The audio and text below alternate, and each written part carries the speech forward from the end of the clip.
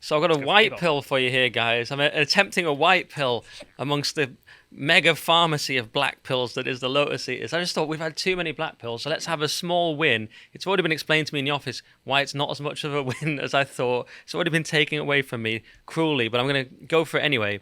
And I'm going to say that PayPal has backed down, and we have beaten them because my friend and associate Toby Young, who I do a podcast with, full disclosure, called The Weekly Skeptic, and which is association with The Daily Skeptic. Clearly you're biased. Yes, I am biased. We, if I can say that, got shut down.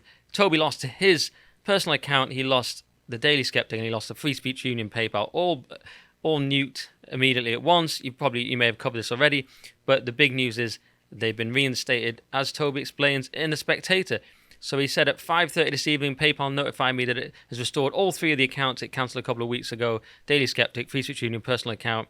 And he reads the email, he quotes the email from PayPal. We have continued to review the information provided in connection with your account. We take seriously the input from our customers and stakeholders. Based on these ongoing reviews, we have made the decision to reinstate your account. Translation: a load of MPs and the media scared us, pretty much. Yeah. And you've got enough clout to make something happen. You should now be able to use your account in the normal way. We sincerely appreciate your business and offer our apologies for any inconvenience this disruption in service may have caused. They sound like the trains. Forgive us for any inconvenience destroying your business may have caused. But also, I love the revealing wording, because it used to be, back in the day, that there was a relationship between the provider and the customer, and that was it. Whereas now, of course, in stakeholder capitalism, we have stakeholders to consider. Right. People who are not even involved in the business, such as ideological activists. Yes. Or MPs who might shut us down. Good point. He carries on. Forgive me if I don't jump for joy. Since PayPal dropped the bombshell on 15th of September, I've been desperately trying to save the Daily Skeptic and the Free Speech Union from going under. Inconvenience doesn't begin to describe what I've been to. About a quarter of the regular donations people were making to the Daily Skeptic were being made via PayPal, and about a third of the Free Speech Union's members were paying their recurring memberships dues using PayPal. We've had to write to all those people affected and plead with them to use a different payment processor, as well as redraw our annual budgets in anticipation of the revenue loss. So telling me now that it was all a terrible mistake is too little, too late. Fair enough, it's a massive problem for your business, obviously. And it clearly wasn't a mistake. PayPal told me it had permanently closed all three accounts, and appeals in all three cases had been unsuccessful. It couldn't quite decide why it closed the accounts. It alternated between telling me I'd breached its policy and not promoting hate, violence, and racial intolerance, and telling newspapers my accounts have been closed because I was spreading COVID-19 misinformation, but it had definitely decided to close them. So the thing is, with the Daily Skeptic, we even talk about the unholy trinity of the Daily Skeptic, which is woke gobbledygook, as Toby calls it, COVID and lockdown mania. Perfect. Yeah, and the third one is a climate madness. So imagine within those, of course, you're going to annoy, the woke cathedral with some of those, because it's all going to be classed as misinformation in their world. He goes, now apparently I'm not guilty of any of these sins, and my accounts were just under review after input from its customers and stakeholders. It's decided I'm kosher after all. That's the amazing thing, because as you say, there's a list of things there which they could try and get upset about, but if they do, then they review it with their MPs to be like, oh, by the way, are we okay? And the reality was that the legislatures in this country were not happy about what had happened, and therefore PayPal backed down. It's not actually whether or not the thing is true. No. Truth was thrown out of the window long ago. Right. In regards to actually shutting down misinformation. Yeah, it's who's got more clout and what's worse PR. Do we want to be woke? Do we want to go against that? What's going to cause us more trouble? Yeah, that's all it is. It's just a calculation. So he goes on, so what's happened? I've received thousands of emails and messages from people telling me they've closed their PayPal accounts in solidarity. Thanks to everyone that did that. I even sent in a complaint.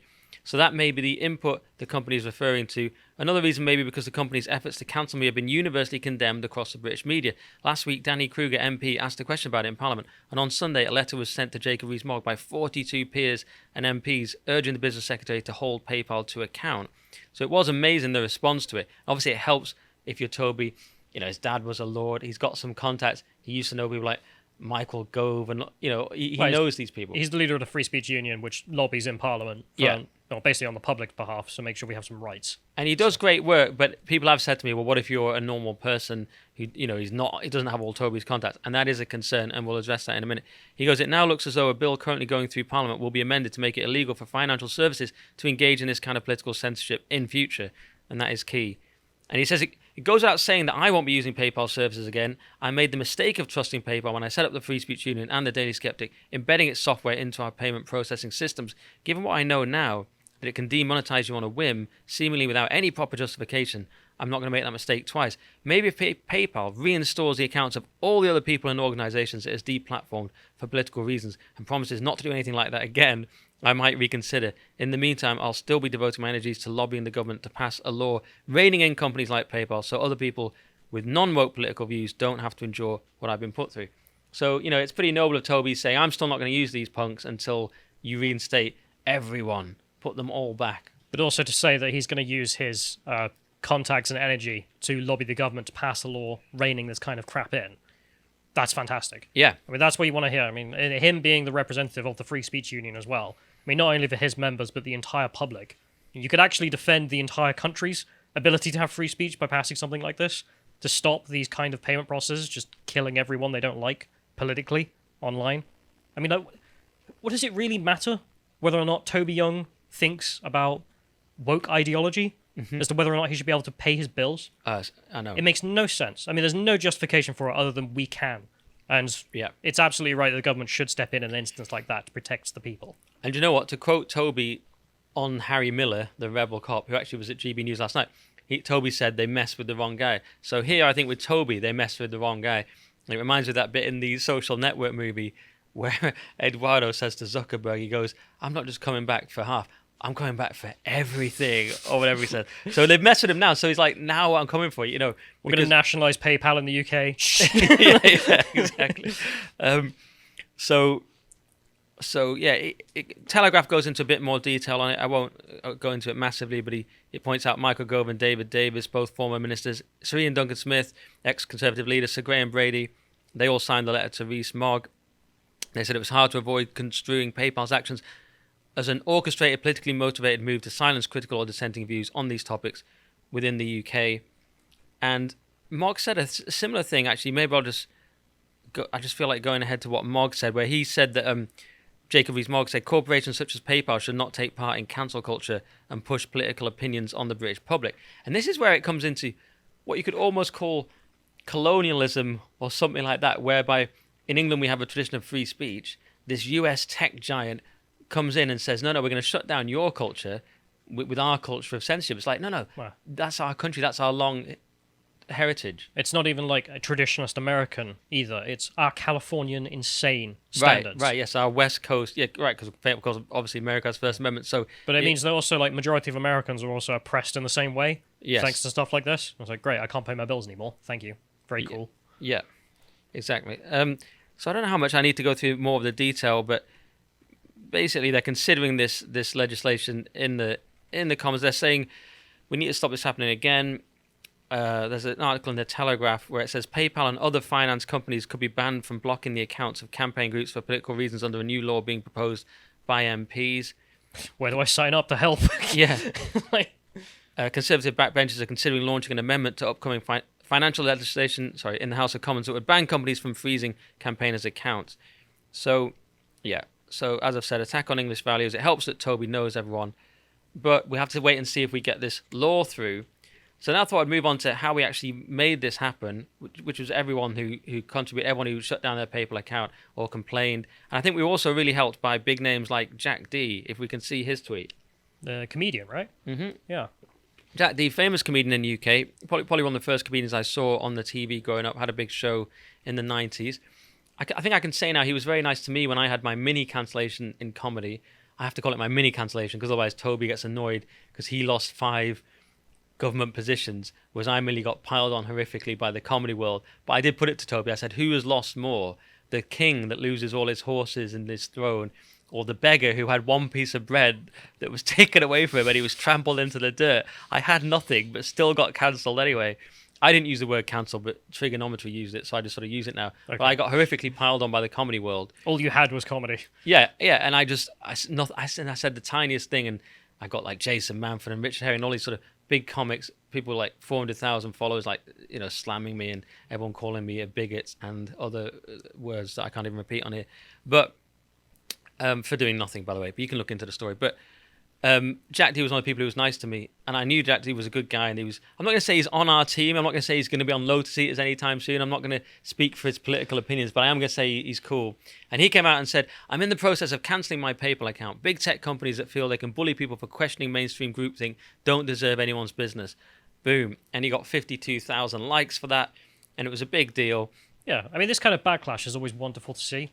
When I have started talking to people, I mean, definitely if I get, interactions with someone, business-wise, and they have, like, pronouns in their company's bio or something, I'm just like, nope, I'll take it elsewhere. Yeah, pronouns in bio, no thank you. So, in the comedy world, I mean, we have some US listeners, you might not realise, you probably realise, but the comedy world is so woke in the UK that comedians are terrified and pathetic, and if you say anything at all, the thing that happened to me was I didn't get booked for a gig because I was a straight white man. And I said, this is a bit off, isn't it? In a sort of light-hearted way, and I got just destroyed.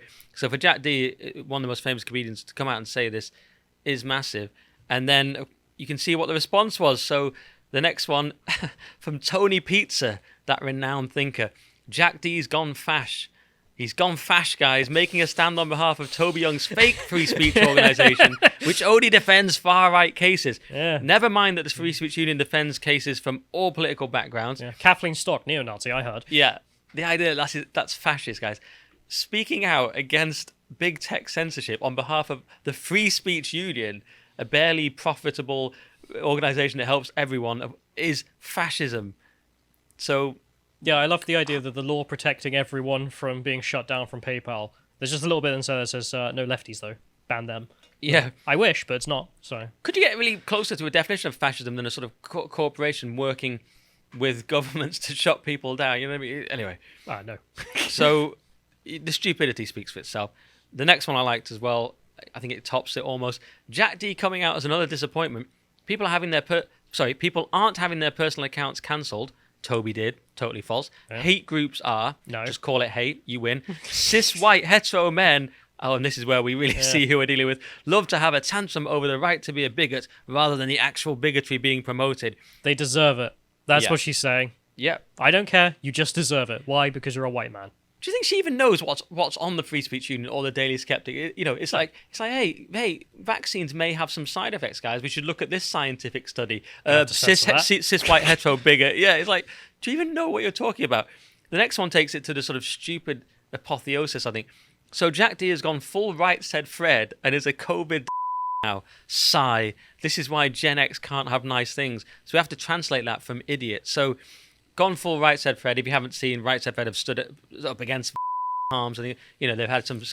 You can have stop to mentioning the bad words. I've got to censor these. Sorry, I forgot again. I just remembered then the work you're going to have to do. There's going to be another one of my videos which is beep beep beep beep beep, and you go beep. Yeah, very good beeps. Sorry. I'm going to beep all of that now. I forgot. So let me rephrase that.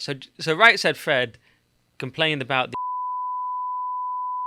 So this person is saying that they're like them.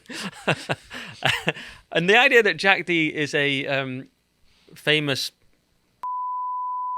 because he defended the Free Speech Union, the leap that you have to make there, just it automatically goes together in idiot world. You see, how do you go from he thinks PayPal, a payment processor, shouldn't be able to censor you? Well, he doesn't think the pandemic happened. You have to be absolutely moronic. Anyway, this is how these people think. And Jack, fairly based, doubled down with his response. He got quite a lot of backlash from idiots, but he didn't care. Because he also got so much support, he said, pleased that this has gained so much support. I believe that together we have a powerful voice, and I'm hopeful that PayPal will rethink their position and change. That would show integrity. Go on, PayPal. It's my birthday. So put a bit of humour in at the end, but very, very Chad. The important thing is putting PayPal back in line, which is you're a place where money goes and is sent. That's it. You're not a political party. Fucking stop. Just please stop, for the love of God. Yeah. Just take the money. It's like Ben and Jerry's talking about Israel. You're an ice cream. You know what I mean? It's that thing. It's like, I don't want to talk about the West Bank. Yeah. I just want to get fat. All right? Exactly. I just want to forget my feelings. You know that's turned up back in Israel now as well. Has it? Yeah, all of their big fuss secretly. about we're not selling it in Israel. Their parent company just went, yes, you are. And now it is. Yeah. The idiots. So, of course, James O'Brien will be seething about this. James O'Brien, if you're in the US, just don't look him up. Actually, he's a famous annoying person on the radio. Smug leftist. Yeah, He says, doesn't matter whether you're flogging counterfeit goods or counterfeit journalism, PayPal obviously has the right to shut you down. Yeah, well done, James. Man of the people there. Okay, well, let's delete you from Twitter, shall we? I know it'll never happen. No, it never happened because he says the right things. Toby kindly pointed out on the floor, it's not just people whose politics you disapprove of, though, James. PayPal has also demonetized left-wing accounts. Why should a private corporation be the arbiter of who can and can't express their views in the public square? As a left-winger, surely you recognize the problem. And James O'Brien came back with a wonderfully robust argument here. Can't chat now, Snowflake. One of us has got work in the morning. So the establishment speaks, issues an ad hominem, then disappears off to work to do a job that, by the way, Callum, he recently described as harder than manual labour, which is talking on the radio. It's really death work. And he meant it. And you thought, is it ironic? No, he meant it. He doesn't even do anything useful. Like, he doesn't even, like, present stuff. He just has callers call him up, and then he berates them and takes the piss out of them. Like, he's just mean to them for no reason, doesn't engage in the argument. Yeah, he goes, and that's his work? Oh, I'm sorry, dear. Oh, you think You're Brexit just so is good? wrong. Oh, I'm sorry they got to you. I'm sorry. You're an idiot, and you can't even see it, and it's painful. I don't know. There's no prep there. Like, it was just 3 hours of just being a prick. Like, yeah, that's the tactic. You go, I feel for you. And then he tells them why they're an idiot for 18 minutes. Yeah. My mate in my football team says he used to work with him and he's all I love right. the first response there. Well, that's from one of our people, isn't it? Isn't Yeah, he? Lord Nerevar. Yeah. Good job, man. We can't quote that. It's a bleep. Yeah. But it was a word beginning with a letter. Banker. Yeah. My mate from my football team says that he worked with James O'Brien and he was all right. I mean, question mark. Maybe he's changed. Maybe he was never all right. I don't know. But I don't know. I'll just throw that out there. But that was James.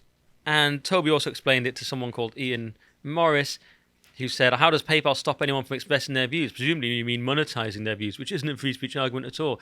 And Toby says, I don't think any of the individuals or organizations PayPal has shut down want to monetize their views. Rather, we want our views heard in the public square or to defend the right of all people to have their views heard. And we relied on PayPal to facilitate that.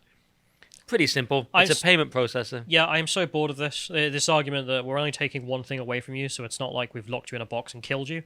Yeah. Great. So if I'm only allowed to write down my own thoughts and only be seen by me, I'm still a free man, am I? It's like, no. You actually need a whole bunch of other things to facilitate living in a free speech society. Not just that, well, I can think my own thoughts, so I'm free. It's like, no. You need to actually be able to reach people, or you don't actually have any freedom. We covered this on the Weekly Skeptic. Just as this was breaking, I was speaking to Toby on our podcast, and then I said to him, I look forward to people explaining to me why you're not really cancelled. It's like, I saw Toby Young the other day. He was digging a ditch, and that's his job now, but he was free. I didn't say they were stopping him. I saw Solzhenitsyn. He was in his camp. He seemed fine. He's been eating bread. Yeah, he's got food. You're saying he's cancelled? He can eat. So, yes. So that's that. And they've just messed with the wrong people, as I say, Callum. And I like the Free Speech Union's response here. PayPal has just reversed its decision to deplatform the Free Speech Union and apologise. A reminder that it's never a good idea to try and cancel any of us or any of our members. We will die in a ditch to defend free speech. And I just like that. It's just a win that it's happened. And weirdly, within 3 minutes, without seeing that, I posted something very similar. I said, well done to everyone who spoke up, cancelled their accounts and sent complaints. We shall never surrender. And you might say I'm getting carried away, Callum, by quoting Churchill, but I disagree. No, when was the last time you saw this happen? When was the last little time? win. Yeah, like Stripe or PayPal or a bank account being reinstated. Like, the bad man, for example, can't even have a bank account. When was the last time someone like him got their account back? Never. You're Doesn't right. happen. And obviously that's because Toby knows a lot of people. It really galvanised MPs and the media. And yes, we know not everyone can do that. And that's why. That's the sort of playbook we have to follow. I mean, that's the reason the Free Speech Union exists, is to do this sort of thing, and is doing it successfully, which is why it's actually worth praise and joining. Yeah. I'm a member as well. Everyone has to get together, delete, in things like this, they have to delete their accounts, whatever it is. People like Jack D, it really helps. If the more brave people come forward, we can make it happen, because these companies are just scared. They'll just go with whichever way the wind blows. We just got to blow harder. There are more of us than more of them. Yeah. So. Yeah. And by the way, do you know how that Churchill speech actually starts? The full speech? Yeah. No. People don't realise it. It's kind of a weird speech. I've been obsessed with it. PayPal has joined Hitler. People don't realise it. He actually starts. He goes, when Napoleon led Boulogne for a year with his flat-bottom boats and his grand army, he was told by someone, there are bitter weeds in England. There's certainly a great many more of them since the British Expeditionary Force returned. That's how it starts. Then he goes, so I have myself full confidence. I wanted the whole thing. But people don't realize it starts. Can you think of it as We'll a make that a famous... separate video. Thank you. The we shall never surrender, but it actually starts with this weird reference to Napoleon because he was waiting to invade. He was just waiting for 3 days of fog to invade, and he was hanging around Boulogne. And then he decided, oh, I'm not sure about this. And then he decided to call it off. That was just before the Battle of Trafalgar. And he just realised, no, I'm not even going to bother because there are bitter weeds in England. And that's us, and that's why you can't mess with us, PayPal. Although I will just add this as a little ending, just purely for you, Callum, because I was coming on with you. Toby wrote this piece in Spiked, and at the end he said, provided I'm not a member of ISIS or the Taliban, my political views should be a matter of complete indifference to PayPal. I was like, what's he got against the Taliban? Taliban aren't a terrorist group, Toby. What are you gonna... I'm not a member, by the way, so that's fine. Purely for you, I thought, steady on Callum's mate. And he says, if financial companies continue to deny services to people whose political views they disapprove of, free speech in the West will be at an end. So, absolutely. Yeah, but he's 100% right. Like, if you're not a member of a actual terrorist group, like, what business is it whatsoever of a payment company to shut down your ability to send money or receive it? It's none of their damn business.